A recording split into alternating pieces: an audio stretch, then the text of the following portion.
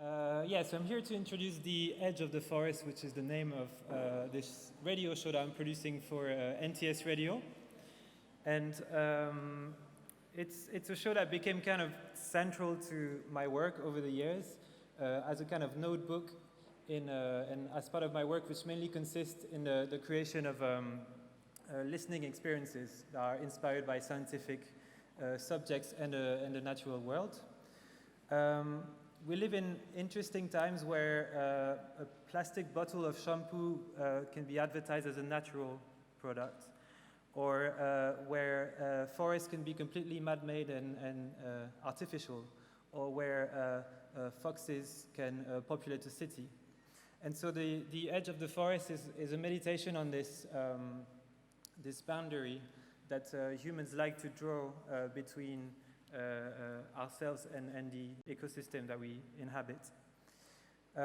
So the show it presents itself as an audio travelogue of in which forests and cities and oceans or wastelands or deserts or outer space are envisaged as natural moments and places. So you will hear the Edge of the Forest combines two main ingredients. One is binaural field recordings, and the other one is data sonification. I'm just going to give you a few words about these two concepts. Binaural field recordings. Binaural refers to the fact of having two ears, and with these two ears, the brain is able to create a three-dimensional map of the world around us. And so for the recordist, binaural is kind of a toolbox that enables him or her to recreate these sensations in a recorded situation. It's interesting because it's a technique that's mainly using the body. It's when I walk in a forest, I'm wearing two microphones, and it's just because I have a kind of a head between my ears and that the sound is bouncing on it in different ways and going into my ears or the microphone, that when you play this recording through headphones, you're able to have the sensation of sounds all around you. And it's kind of an invitation, that's why I like this technique for this show in particular. It's an invitation to think of how animals are able to, or plants, able to perceive the world in probably very different ways that we do. The second ingredient I was saying is data sonification. And sonification, for those who are not familiar with the concept, is the art or the practice of translating data into sound. Just like visualization is taking data and making it visual, sonification makes data hearable. So I'll just give you three examples of this. Ticking of a clock could be approached as a sonification of time or seconds. Geiger counter, for example, is a sonification of radioactivity. Or the gravitational chirp that maybe some of you have heard that goes whoop, is a sonification of gravitational waves and the variation of gravity after a big astronomical event or explosion.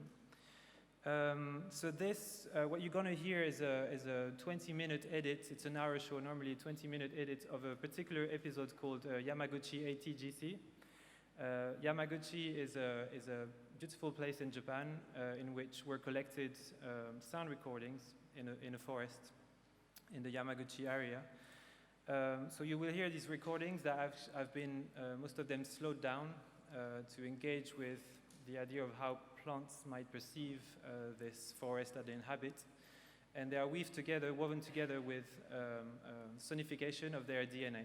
So we collected DNA in the forest, and then they were mapped, so to speak, into to sounds. But you will hear some of that in the show, actually. It was conceived originally as a show for the morning. So it's a pretty slow motion. So if you feel like closing your eyes and sleeping, that's fine. No offense. I'll leave you with it. Thank you.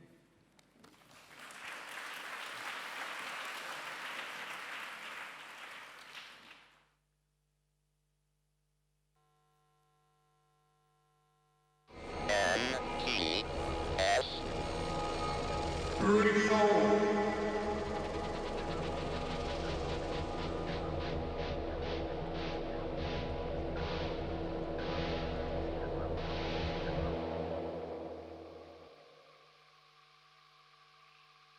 When I was in Yamaguchi, we went with the team of an art center called YCAM on a forest hike, the purpose of which was to collect the DNA of various plants. This chapter of The Edge of the Forest is a combination of field recordings from Yamaguchi and sonifications of the DNA of the plants that we collected on that forest hike.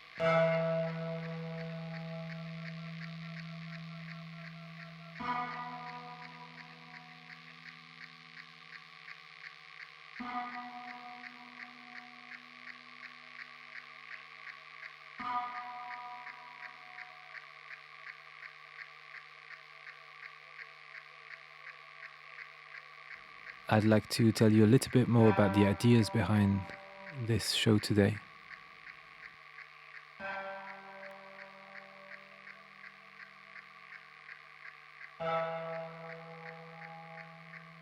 The melodies that you are hearing are the translation into sound of the DNA of two plants from near Yamaguchi. And so in your left ear, you're hearing a plant called Ctendidium, okay? And in your right ear, you are hearing the DNA of a plant called Carex.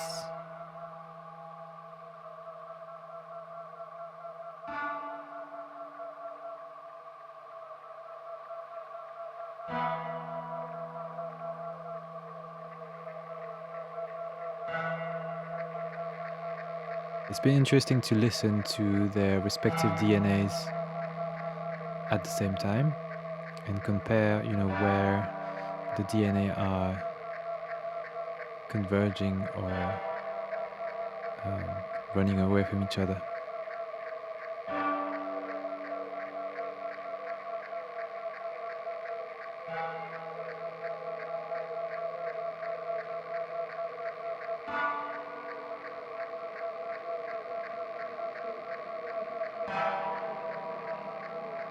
I've been reading this book called Brilliant Green by researchers at the Plant Neurobiology Lab in Florence.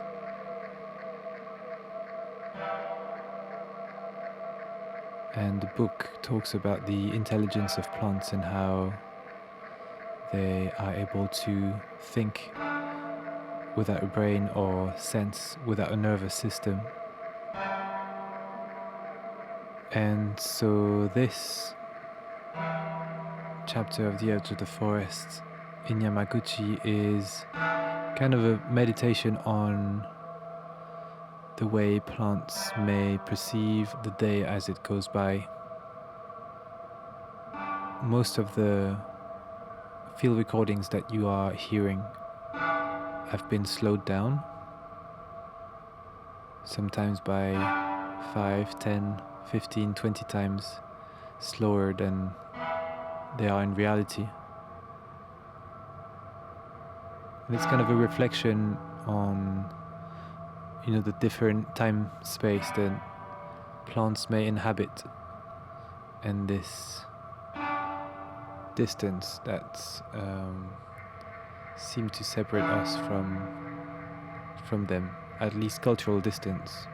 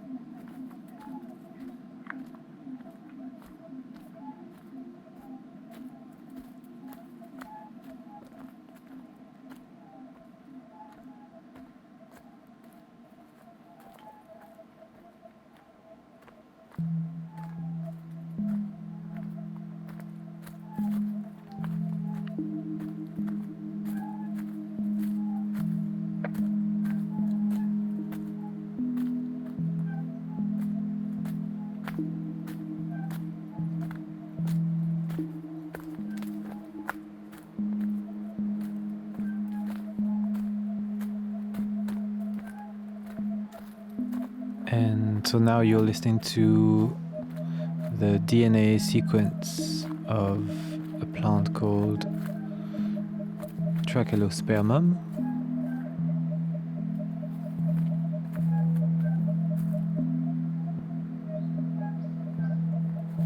And I wanted to juxtapose it with the DNA of a plant that just lives a few meters away from it in the forest where it was collected in Japan. And this other plant is called the Lemaphyllum microphyllum.